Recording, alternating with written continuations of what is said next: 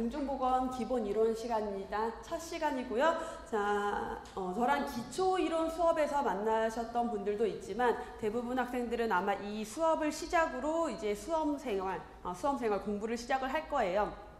그래서 기본적인 내용이 들어갈 거고, 기본적 내용이 들어가기 전에 아마 여러분들이 이제 공무원이라는 것을 준비를 하면서 나름 이제 많은 조사를 하고 내가 뭘 해야 되는구나, 어떤 시험을 봐야 하는구나, 이런 것들 자료도 모았을 거고 또 준비도 했을 거지만 막상 과목 자체 하나하나에 대해서는 어떤 식으로 준비를 해야 하나라는 고민 그리고 좀 궁금함이 있을 거예요. 그래서 과목에 대한 설명 그리고 우리가 수험 생활을 시작하는 데 있어서 어떤 자세로 어떤 목표를 가지고 이 수험 생활을 시작해야 할지 그 내용들을 좀 먼저 OT 시간을 갖고 그리고 강의 내용으로 들어가도록 할게요.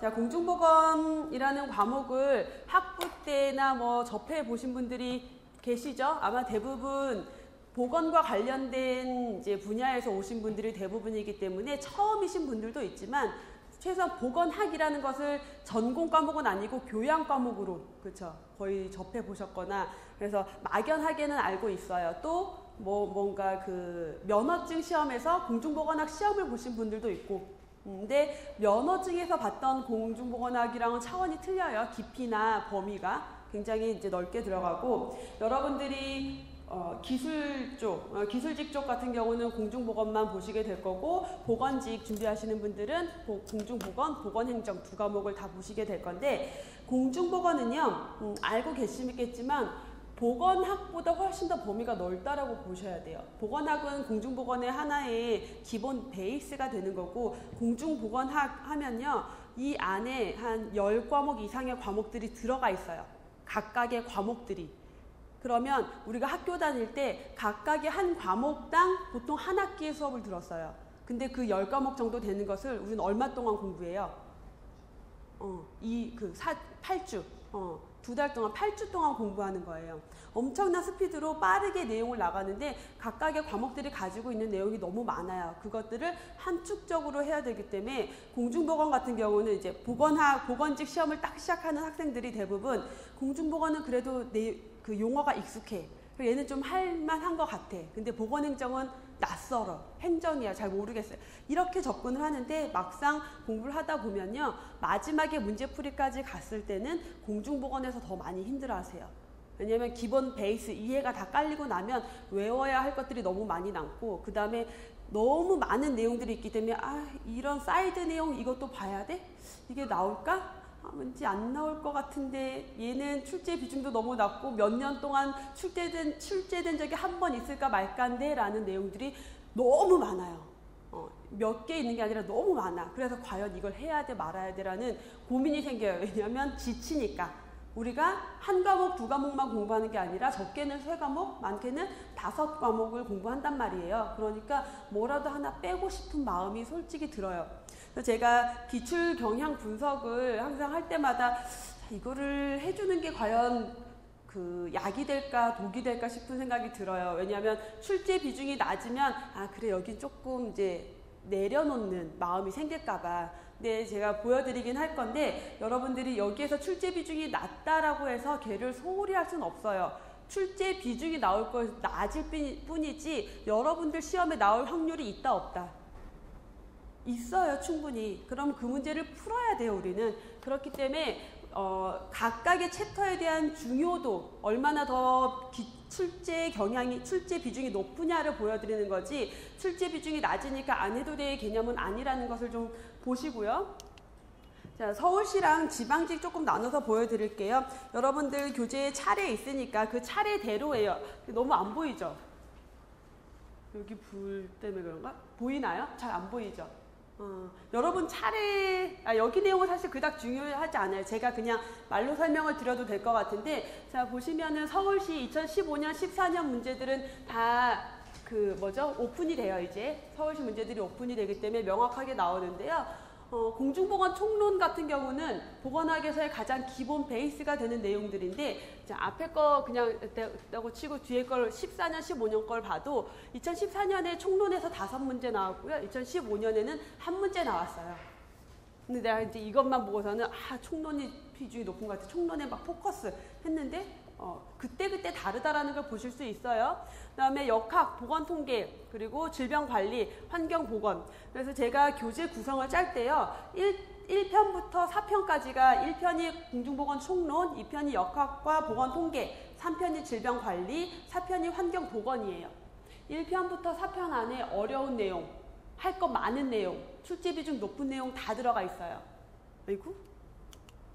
자, 이렇게 구성을 짠 이유 중에 하나는 우리 그 학교 다닐 때 책 어때요? 여러분 수학의 정석 어디가 까매요?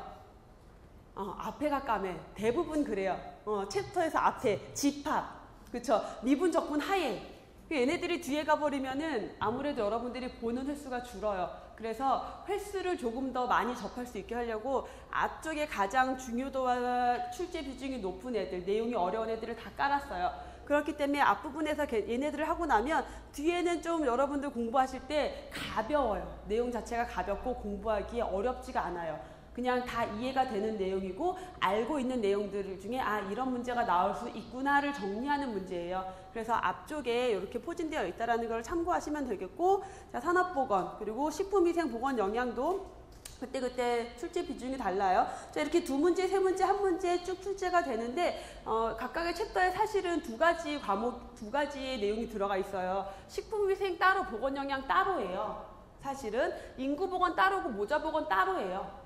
또 학교보건, 보건교육 각각의 내용이고요. 노인정신도 각각의 내용이에요. 근데 굳이 이렇게 합쳐놓은 이유는 편이 너무 많아지고 한 가지 내용에 이렇게 적어지면 여러분들 공부하실 때 오히려 지루한 감이 있기 때문에 좀 내용의 범위가 넓지 않고 유사한 내용들을 묶어놓은 거예요. 유사해서 공부할 때 연계성이 있는 것들을 그렇게 참고를 해주시면 돼요. 결과적으로 자, 이렇게 하면 인구보건이나 모자보건에서 최소한 한 문제에서 많으면 세 문제. 2015년에 인구에서만 두 문제가 나왔어요. 인구 문제만 서울시에서. 그리고 모자보건에서 한 문제가 출제가 되고 이런 식으로 출제 비중은 매년 다르다라는 걸 보실 수 있어요. 그래서 그냥 다 합쳐서 통계를 해버리면 4년치를 다 묶어서 봤더니 이렇게 출제 비중이 있었어요. 자, 1편부터 4편까지의 내용은 단연 출제 비중이 높다라는 걸 감안하셔야 되고, 그 다음에 뒤에서 인구 모자보건이 출제 비중이 좀 더 높은 걸 볼 수가 있는데 요거는 우리 사회에 지금 문제를 반영을 하고 있다라고 보셔도 돼요. 뭐가 문제예요? 지금 우리나라 가장 큰 저출산 고령화 문제, 우리나라의 인구 구성에 대한 문제가 사회적 문제로 되고 있기 때문에 굉장히 이쪽에 아무래도 포커스가 좀 더 최근에 와서 되는 경향이 있고, 모자보건도 마찬가지죠. 그만큼 출산율을 높이기 위한 또 정책들이 필요하고 양육을 위한 정책들이 중요하기 때문에 각각의 보건소에 가서 보건소 홈페이지를 들어가 보시면 각 보건소마다 각 지역구마다 하고 있는 굉장히 다양한 출산 장려 정책들이 있어요. 그렇죠? 그리고 산모의 그 모자 관리에 대한 정책들, 사업들이 있단 말이죠. 그런 것들을 감안해서 보실 수가 있고요.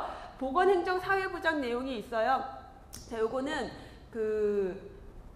지방직까지 같이 보고 설명을 드리는 게 낫겠네요. 지방직은 문제가 비공개예요, 여러분.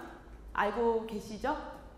여러분 서울시도 그랬는데 원래 2014년에 박원순 시장님 이제 당선되고 나서부터는 공개를 하고 있어요. 근데 다른 과목은 다 문제가 시험 보고 나면 공개가 되는데 보건직 전공 과목, 공중보건과 보건행정은 공개를 안 해요. 이 말은 뭐냐면 문제에 오류가 있어서도 여러분들이 이의 제기를 할 수가 없어요. 공개가 안 되니까 정답이 뭔지도 모르고. 굉장히 어찌 보면 굉장히 불합리한 부분이고요. 또 여러분들이 공부하는데 어려움이 있죠. 더 어려움이 있기도 해요. 왜 그렇게 하는지 모르겠지만 우선은 그래도 다행인 게 서울시는 2014년부터 공개를 하고 있어요. 그래서 서울시를 좀 기본에 두고 공부하실 필요가 있는 게 서울시에서 문제를 공개하고 딱 가버리면요. 그거를 약간씩은 따라가는 경향이 생겨요. 그래서 공부하실 때 서울시 기출문제를 반드시 보면서 같이 공부하시는 게 좋겠고, 자, 지방 같은 경우는 그래서 제가 지역별로 좀 섞어서 넣어뒀어요. 내용을 좀 섞어서 넣어뒀는데, 자, 의미가 없어요. 사실 매년 달라지는 출제 비중이기 때문에. 하지만 마찬가지로 1편부터 4편은 그만큼 내용이 광범위하고 중요도가 높다라는 것을 보실 수가 있죠. 그래서 표로 보시면 자, 이렇게 요게 지금 이게 분위수가 많이 나눠져가지고 아까 그 서울시표보다 높게 나오지만 그렇진 않아요. 퍼센트를 봐야 되니까요. 출제 비중 마찬가지로 4편까지 굉장히 높게 나오고 있고요. 보건행정 사회보장 같은 경우는 지금 보건직을 준비하고 있어서 공중보건, 보건행정 두 과목 다 공부하시는 분들은 크게 문제되지 않아요. 별로 공중보건에서의 보건행정은 그닥 어렵게 출제되지 않아요. 근데 기술직 공부하시는 분들 혹은 연구사에서 보건학 준비하시는 분들, 보건행정을 따로 수업을 듣지 않는 분들한테는 보건행정이 좀 더 난해하게 느껴질 수가 있어요. 우리 챕터에 보건행정 사회보장 내용 들어가요. 그래서 들어가서 출제 가능한 내용들 최대한 훑는데 그 공중보건만 듣는 분들이 조금 여기서 어려움을 느낄 수는 있다라는 거를 감안을 해주셔도 되겠고, 근데 어쨌든 기술직 쪽, 그리고 기술직 쪽 같은 경우도 한두 문제씩 반드시 출제가 된다라는 거. 그래서 이게 2013년 경기 기술직 쪽이었는데 보건행정 사회보장이 2문제가 출제가 됐어요. 또 서울시 같은 경우는 공중보건에도 보건행정이 꼭 출제가 돼요. 그다음에 보건연구사 같은 경우는 조금 더 보건행정 쪽을 더 깊이 공부를 하셔야 돼요. 왜냐하면 보건연구사는 급수가 7급이에요. 그래서 공중보건도 아니고 보건학으로 시험을 봐요. 보건학이기 때문에 좀 더 범위가 더 보건행정까지 들어갈 수 있다는 것을 감안을 하셔야 돼요. 자, 지금까지 보여드린 거 4년 동안의 출제 비중을 쭉 보여드렸는데 결론은 뭐예요? 이 출제 비중이 의미가 있는 게 아니라 여러분들은 각각의 과목들을 다 공부하셔야 되고, 그 중에서도 좀 더 공부하기 어렵지만 출제 비중 높은 게 1편부터 4편까지다라는 거, 그거 정도만 감안하시면 좋을 것 같아요. 보건행정, 공중보건 마찬가지예요. 문제 출제 비중이 비슷한 게 20문항이 항상 출제가 되고 있죠. 다행히 객관식이에요. 객관식이에요. 우리가 그래서 어려운 용어를 달달 외우지 않고 찾는 방식으로 수업을 하고 있죠. 찾을 수 있죠. 80%는 그렇게 어렵게 출제되지 않아요. 서울시 문제가 조금 더 어렵게 나오고요. 지문도 좀 더 길고, 지방직 같은 경우는 기존에 출제됐던 내용들이 반복해서 80%는 출제가 돼요. 하지만 20% 정도에서는 좀 더 어려운 문제, 지문이 길고 설명이 다양한 문제, 그리고 아예 그동안 출제되지 않았던 내용들이 출제가 된다라는 거. 근데 우리가 다른 그 공무원 시험 그 합격선을 쭉 보면요. 합격 점수, 합격선이 가장 높은 직렬이 보건직이에요. 여러분들 한번 들어가서 보세요. 합격선이 몇 점인가. 네. 그래서 80점대 후반이에요, 대부분.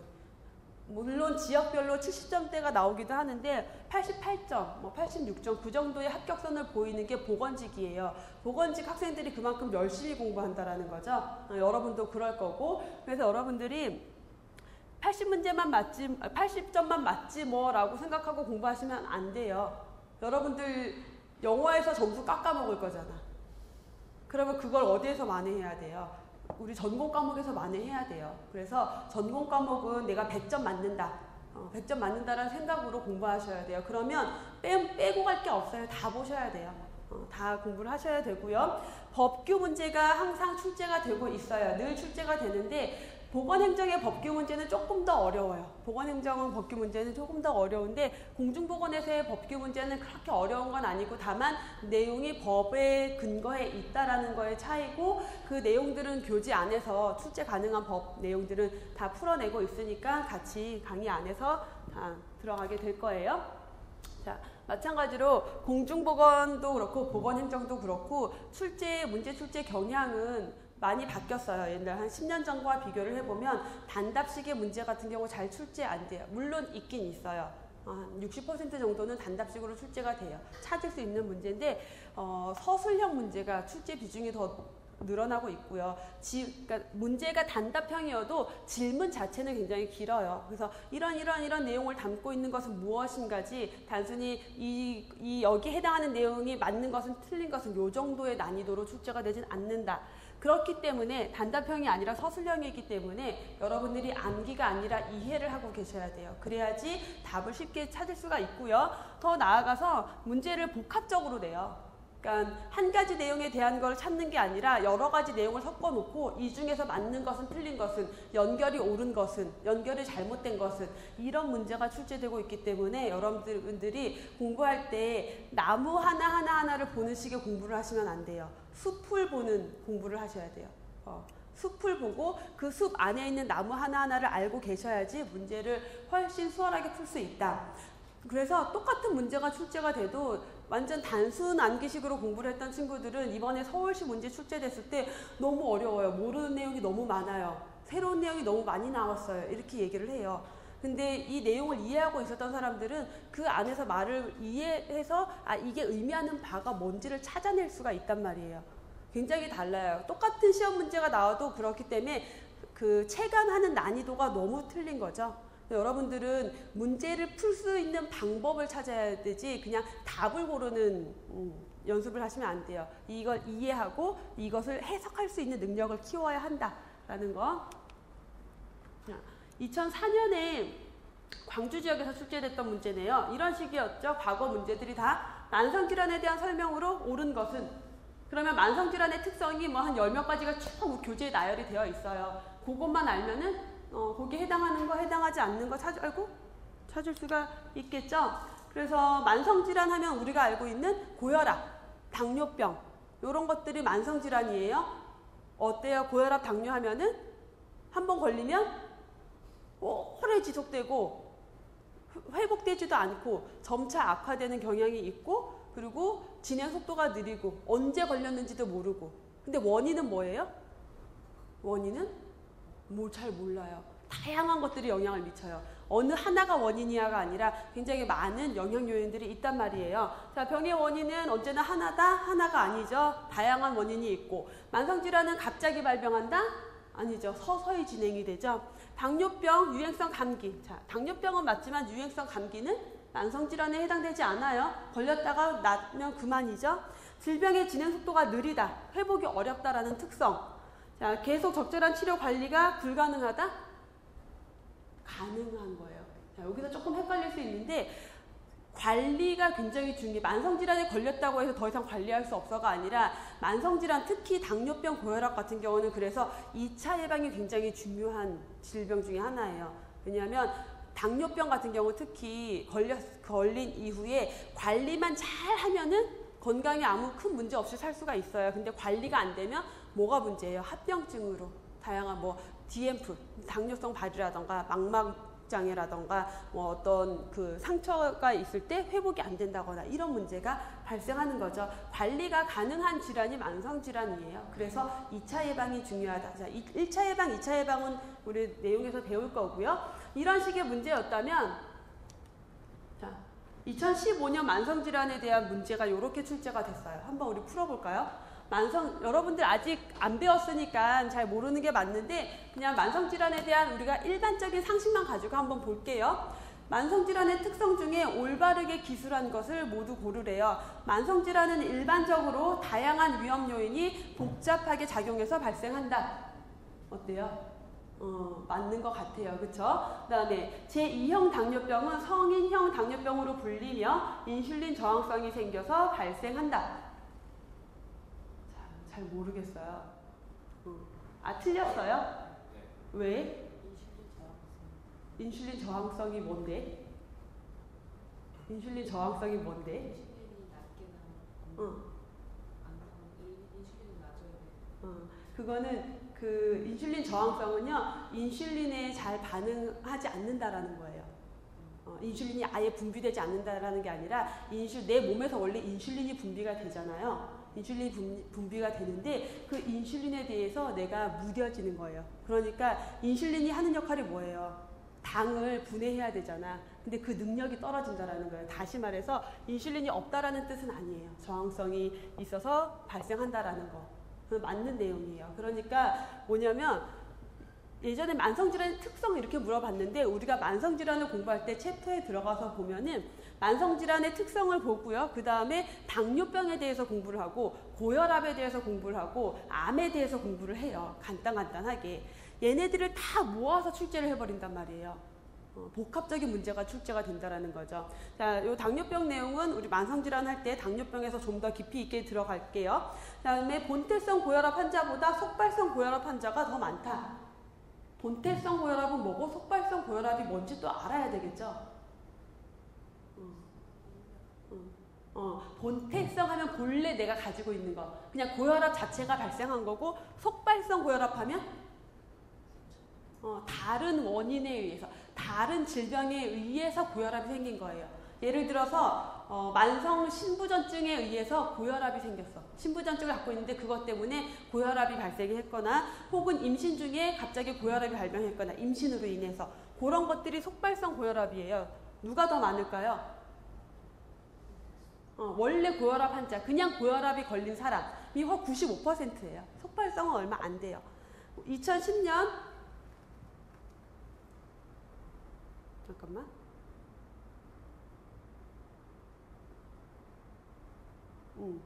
2010년 우리나라, 그래서 뭐예요? 본태성 고혈압 환자보다, 이거 틀린 내용이죠? 본태성이 많은데 속발성 환자가 더 많다라고 돼 있잖아요, 지문에. 그쵸? 제가 지금 조금 잘못 읽었는데, 그래서 본태성 고혈압 환자가 속발성 고혈압 환자보다 더 많아요. 여기 지문은 지금 속발성이 더 많다라고 되어 있잖아요. 얘가 틀린 내용이죠. 그러면 2010년 기준 우리나라 10대 사망 원인 1위는 암이다. 자살이 1위라고? 진짜? 연령대별로 보면요, 10대, 20대 사망률 1위는 자살이에요. 전체 인구를 대상으로 했을 때 거의 10몇 년간 부동의 1위는 암이에요. 악성 신생물, 암. 10대네? 그러네요. 틀린 내용이네. 그러네. 아니에요. 이 10대 사망 원인이, 이거 그렇게 해석할 수도 있구나. 이거 만약에 그걸로 문제 제기했으면 걸릴 수도 있었겠다. 이 10대는요, 연령 10대를 얘기하는 게 아니라, 보통 우리가 통계를 낼 때 5대 사망 원인, 10대 사망 원인이에요. 어머. 이거 여러분 서울시 이번에 기출문제인데, 이거 진짜 걸었으면 걸릴 수도 있겠다. 좀 그러네. 만약에 근데 진짜 이 상황이라고 생각해. 여러분 시험을 봐요. 근데 이거 걸었을 때 문제 받아들여지지 않을 수도 있어요. 혹은 지방직 문제야. 우리 문제 제기 못해. 자, 이거 그래 틀렸다고 치자. 그럼 10대라고 쳐서. 그럼 얘네 두 개 틀린 거잖아. 그럼 답 있어요, 없어요? 없잖아. 그럼 어떻게 할 거예요? 빈칸으로 낼 거야? 아니지, 하나는 골라야죠. 판단해야 돼요. 그럴 경우에 분명 이런 상황이 있는 문제들이 생각보다 많아요. 얘도 답이 될 수 있는 것 같은데, 이게 틀린 것 같은데 라는 생각을 할 수가 있어요. 그럴 때 답을 고르는 트레이닝도 돼야 돼요. 그럼 뭐가 더 우선 다 정답일 확률이 높을까? 출제자의 의도는 뭘까? 답이 없는 문제를 출제하진 않았을 거란 말이에요, 이 상황에서. 그러면 이거를 그 상황에서 순발력 있게 얘가 그 뜻이 아니구나를 알았어야 돼. 그런데 아마 디귿에 대해서 얘는 확실하게 틀렸으니까 이게 맞겠지 해서 기억, 니은, 디귿 이렇게 고르면 틀리는 거지, 억울하게. 3번. 그러니까 이걸 빼면 정답은 그래서 기억, 니은, 리을이에요. 요렇게 골라야 돼요. 새로운 걸 봤어. 우리나라 10대. 보통 그 연령 10대를 나타낼 때는요, 연령별 사망 원인 중 10대의 사망 원인은 이렇게 표현을 해요. 그리고 통상적으로 이 사망 원인에 대한 통계, 우리나라 10대 사망 원인 1위는 암, 2위는 뭐? 2위는 뭐예요? 뇌혈관 질환, 심혈관 질환, 자살, 당뇨병, 보통 5대 사망 원인. 그래서 우리나라 5대 사망 원인을 묻는 시험 문제도 자주 출제되는 문제 중에 하나예요. 매년 연도별 통계가 나오기 때문에. 자, 이런 식으로 어때요? 문제 난이도가 좀 더 어렵게 느껴지죠. 아무래도 내용이 복합적으로 들어가다 보니까. 그래서 여러분들이 계속 한 가지만 만성질환에 대해서 공부할 때도 만성질환의 특성만 알면 되는 게 아니라 실제 만성질환의 종류의 특성도 다 알고 계셔야 된다는 거를 설명을 드리기 위해서 이 문제를 보여드린 거예요. 자, 그래서 여기까지 제가 기출문제의 경향 분석에 대한 내용들을 조금 봤는데, 우리 여러분들 지금 9월에 대부분 이제 시작했어요. 공부를 9월에 시작해서 시험 언제쯤 봐요? 내년 뭐 5월이나 6월 그쯤, 빠르면 4월에 될 수도 있지만 대부분은 5월, 6월, 한 6월 정도 볼 확률이 높을 거예요. 여러분들은 언제가 합격 목표예요? 언제? 내년 시험, 내년에 내가 보는 시험에서 합격하는 것을 목표로 지금 공부를 시작했어요. 안 되면 한 2년 더 해봐야지. 끔찍한 소리예요. 절대 그런 생각은 가지고 있으면 안 돼요. 근데 생각보다 실제로 그런 생각을 가지고 시작하는 사람은 많아요. 한 2년 해보고 안 되면 그만둬야지. 이런 생각 조금씩은 했었지. 혹시 만약에 안 되면 한 1년 더 해보고 그러면 그래도 안 되면 그만둬야지. 아니에요. 여러분들 지금 굉장히 황금 같은 시간에 본인의 시간과 노력과 돈을 투자를 했어요. 그리고 목표를 가지고 시작했잖아요. 반드시 합격을 해야 돼요. 합격해야 되고 합격할 거라는 거 믿고 시작해야 돼요. 주변에서 야 그거 1년 안에 되겠어? 안 되면 그만둬. 저도 정말 많이 봤어요. 제가 이 강의를 하기 전에 제 친구 중에도 굉장히 많은 친구들이 공무원 혹은 보건교사 뭐 이런 다양한 시험들을 준비를 하다가 한 2년 공부하고 그만둔 친구들이 너무 많아요. 솔직히 제 친구들 중에서는 합격한 친구가 몇 명 없어요. 다 그냥 그만뒀어요. 근데 합격한 사람들은요, 그 처음에 시작할 때 마음가짐이 달라요. 몇 년 해보고 안 되면 그만둬야지라는 생각 자체를 안 해요. 그 말은 뭐냐면 내가 해서 될 거라는 걸 믿고 시작한다라는 거죠. 여러분들이 본인의 그 잠들기 전에 항상 그 생각을 했으면 좋겠어요. 내가 임용되는 상상, 임용돼서 출근하는 상상, 그 생각을 하면서 주무세요. 그 생각을 할 때 또 하나 해야 될 건 뭐냐면은 내가 어떻게 노력해서 그 결과물을 얻기 위해서 내가 할 노력이 뭔지를 같이 생각하세요. 제가 너무 이렇게 본인의 마인드 잡는 거에 대한 강조를 굉장히 많이 드리는 편이에요. 수업 시간에 굉장히 많이 드리는데 그런 거에 대해서 아마 어떤 학생들은 왜 그냥 수업 내용만 얘기하지 그런 거를 자꾸 강조해라고 생각하시는 분들이 분명히 있을 거예요. 근데 제 수업을 듣고 제가 이 강의를 하면서 가장 행복하고 강의가 너무 재밌어 할 때가 두 가지 순간이 있거든요. 첫 번째 순간은 저에게 공부를 했던 학생이 합격했다는 얘기를 들었어요. 그럼 저는 정말 너무 행복해요. 내가 이렇게 훌륭하게 내가 이 사람들에게 긍정적 영향을 줬어. 너무너무 좋은 거예요. 그리고 또 하나는 여러분들이 수업을 들으면서 이럴 때 이해할 때 굉장히 기뻐요. 근데 되게 우울해지고 그럴 때는 죄책감이 들고 그럴 때는 합격하지 못한 소식을 들었을 때 저는 솔직히 제가 굉장한 죄책감을 가져요. 되게 힘들어요. 그래서 처음에 이 보건직 공무원 시험 강의를 하면서 후회했어요. 괜히 했다. 왜냐하면 누군가의 인생에 너무 큰 영향을 주는 것 같은 거에 대한 부담감이 너무 커서 그래서 내 강의 듣고 합격 못하면 어떡해? 그게 저는 약간 저의 잘못, 저의 죄책감으로 왔었거든요. 근데 합격하지 못한 친구들 소식보다 합격한 실제 저랑 이렇게 많이 눈을 마주쳤던 학생들이 많이 합격했다는 얘기를 이번에 많이 들으면서 제가 굉장히 에너지를 많이 받고 그렇기 때문에 여러분들이 합격할 수 있게끔 어떻게든 만들고 싶어요. 그게 제 마음이에요. 어떻게든 여러분들을 다 합격시키면 전 내년에 또 얼마나 행복하겠어요. 여러분들이 저의 행복의 근원이 된단 말이에요. 그래서 합격할 수 있는 방법이 뭘까 중에 하나가 사실 공부 열심히 하는 건 거의 비슷해요. 열심히 하는 사람은 붙고 열심히 안 하는 사람은 떨어져요. 그럼 열심히 안 하는 사람들은 버립시다. 열심히 안 하는데 어쩌겠어. 내가 무슨 수를 합격시키겠어. 근데 열심히 했는데 떨어지는 경우가 있단 말이에요. 그거는 잊지 말아야 된다고 생각을 해요. 열심히 했으면 붙어야지. 내가 한 노력에 대한 보상 받아야지. 그 보상을 받기 위한 하나의 방법이고 제가 생각하는 가장 좋은 방법 중에 하나가 본인에 대한 믿음이에요. 여러분들이 내가 붙을 거다, 내가 합격할 거다라는 걸 믿고 하시란 말씀이에요. 이 얘기를 수업 중간중간에 드렸는데 올해 이제 많은 학생들이 합격했다는 얘기를 하면서 그 얘기를 해주시는 친구가 있어서 제가 더 이제 하는 게 30대 초반이고 어린 아기를 키우고 있는데 5개월 만에 합격했대요. 엄청 부럽죠? 5개월 만에 합격했대요. 그러면 1월 달에 시작해서 5월 달에 합격한 거야.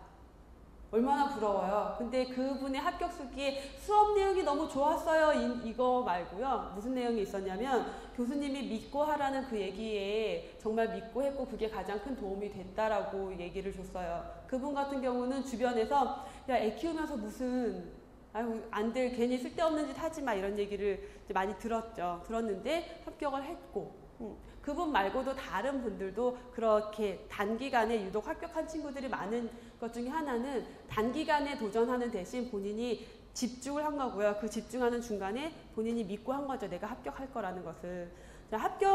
믿고 하는 사람과 믿고 하지 않는 사람의 차이는 뭐냐면 단순히 믿음이 여러분을 구원케 하려 이런 얘기 하는 거 아니에요. 저 뭐 이렇게 기독교 신자도 아니고 그런 거 물론 이제 종교가 있긴 하지만 냉담자예요. 냉담자. 잘 가지도 않고 막 그런데 자 내가 나의 합격을 믿고 있으면요. 공부를 할 때 어떤 마음이 드냐면 이거 봐야 되나? 라는 생각이 들다가 그래 요거 하나 더 보면 붙을 거야. 시험 나올지도 모르는데 이거 하나만 더 보면 붙겠지 라는 마음을 가지고 하나라도 더 보게 되고요.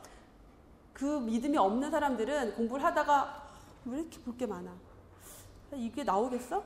이거 안 나올 것 같은데? 얘는 빼고 요렇게 가요. 그게 차곡차곡 쌓여요. 쌓이다 보면 결과적으로 시험 볼 때 나의 지식의 크기가 달라져요.